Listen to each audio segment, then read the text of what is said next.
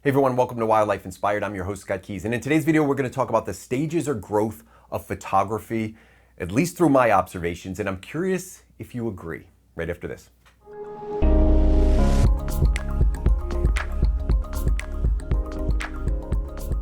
Now in this video, we're going to talk about stages of development or growth in photography. And I was thinking about my own journey and some of the stages that I went through and where I'm at now. And it was interesting because I've seen so many people and talked to so many people and then they've shared their experiences and there seemed to be a similar pattern. And so I sat down and I tried to work it out and see, like, are there these distinct stages that we encounter in our journey through photography? I came up with a list and I'm kind of curious. This isn't based off of academic studies. This is just based off of my own personal experience and the observation of others. But I'm curious if these stages resonate with you. Can you remember being there? And did I get it right? So you'll let me know down in the comments later, but let's just start with the first stage of photography, and that's the newbie stage. Now in this beginner stage, in this noob stage, what is characteristic is our excitement for something different.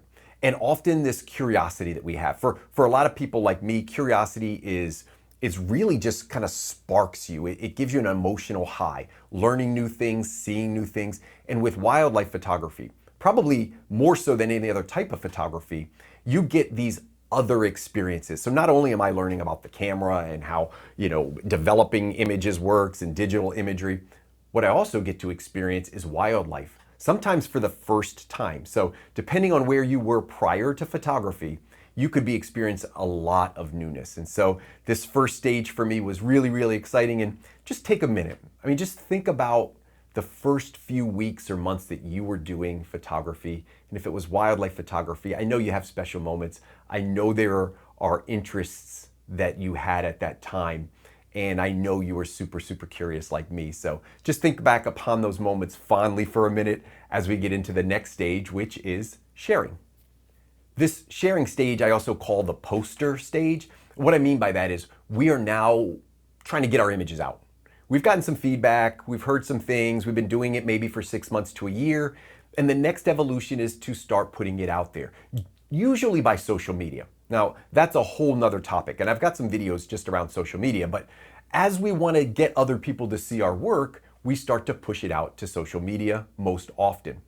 Now, that stage will last for a while. For some people, it lasts a really long time, but in this stage, that's really the major focus. We've been curious, we've learned, now we want to share. And in this stage, there are some other things happening as well. I'm going to talk about this concept called the Dunning-Kruger effect. Now, this has been talked about on social media for a long time. It may not be anything new to you, but I do want to relate it specifically to photography as we start to talk about the third stage, which is the technician. So as I was exploring the topic of the Dunning-Kruger effect, I remembered a quote from Neil deGrasse Tyson. He's an astrophysicist. By the way, he loves to be on TV and YouTube, so he's not hard to find. But I remember him saying a quote. I couldn't remember exactly how it went, but it really resonated with me. So I went on the internet, I found the quote, and here it is.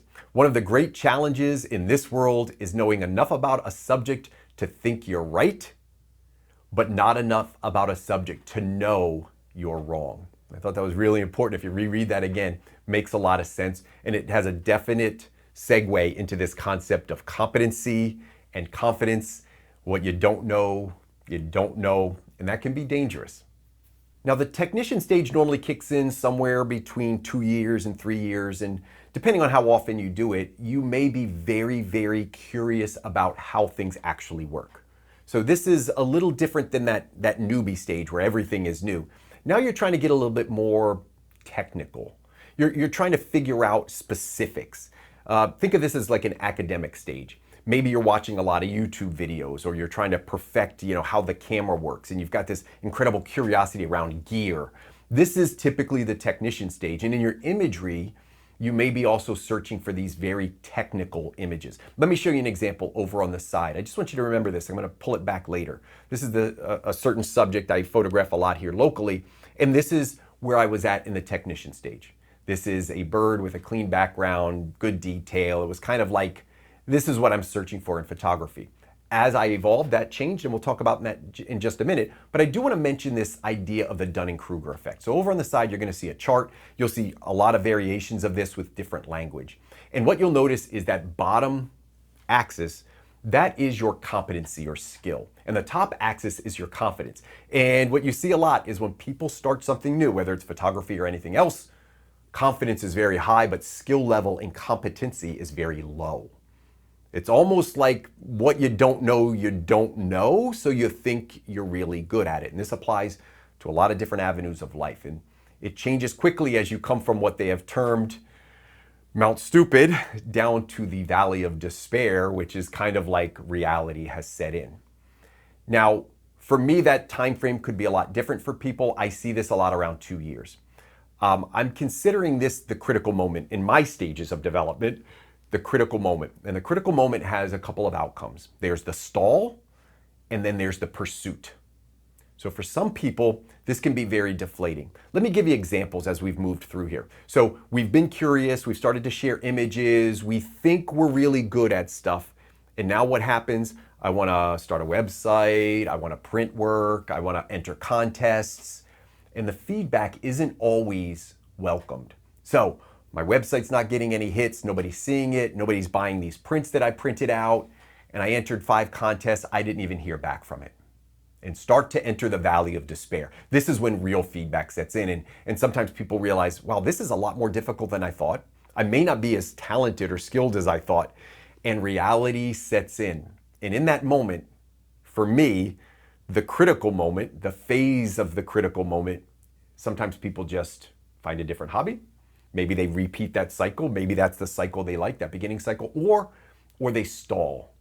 Their work doesn't really progress. They don't get technically any better. The images don't get necessarily better. Maybe it's just being done for enjoyment.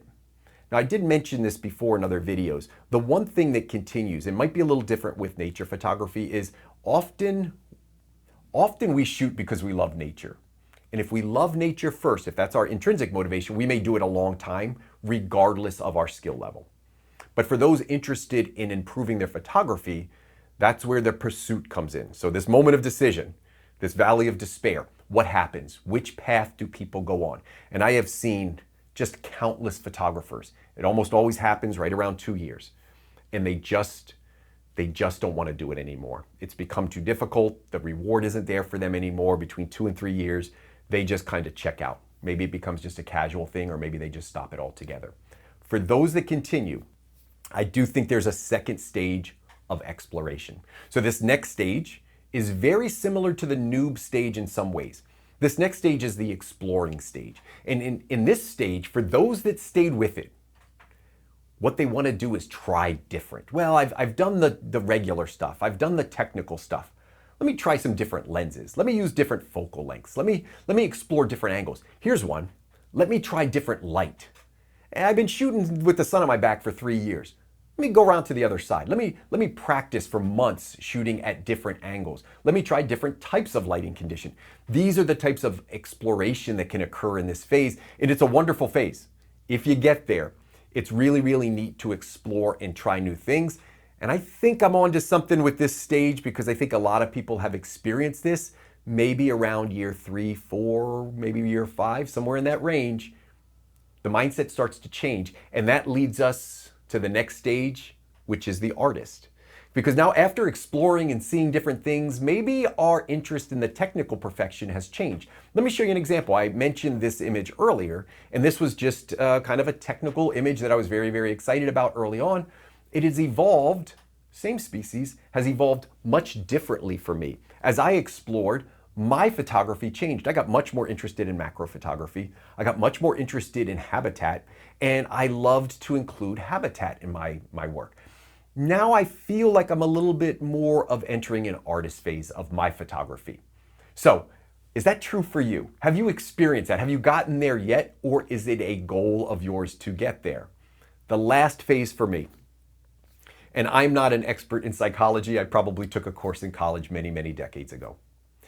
Self-actualization, kind of this concept that you have figured yourself out. And for photography, I would say if I had to have a stage at the end, maybe that's the final stage. The one where you're just so comfortable with your work that all that matters is you pleasing yourself. External factors don't matter. the love of photography is really what's critical. I'm not sure that anybody ever gets there 100%. Not there yet. I don't know if I ever get there. I don't know if it's just an ideal, but there seems to be this thought around self-actualization. So I'm going to put the final stage for me as self-awareness. Is that the last guiding principle on these stages of development? Now, I've explained my stages through my own personal experience and observation. I'm kind of curious, where are you at? If these stages are real, where are you at? And did I get it right? Did I miss a stage in there? Did I overinflate a stage? But I bet you if you think long enough about other people, you've experienced or you've seen them experience some of these stages. That stall, that time where things aren't as good, they don't feel good anymore. And how do you push through that if you continue? So I hope you enjoyed this video. A little different for me on my Quick Thoughts videos. I've got a whole playlist down at the bottom on Quick Thoughts. So if you like these kind of opinion pieces, make sure you check out that playlist. I also have educational pieces as well as product reviews. So you can check out all of those videos down below, but you have to be subscribed to the channel. So go ahead and hit the subscribe button, and the little bell for notifications will let you know when I have a new video out. And as always, I hope we can continue to find inspiration in wildlife together.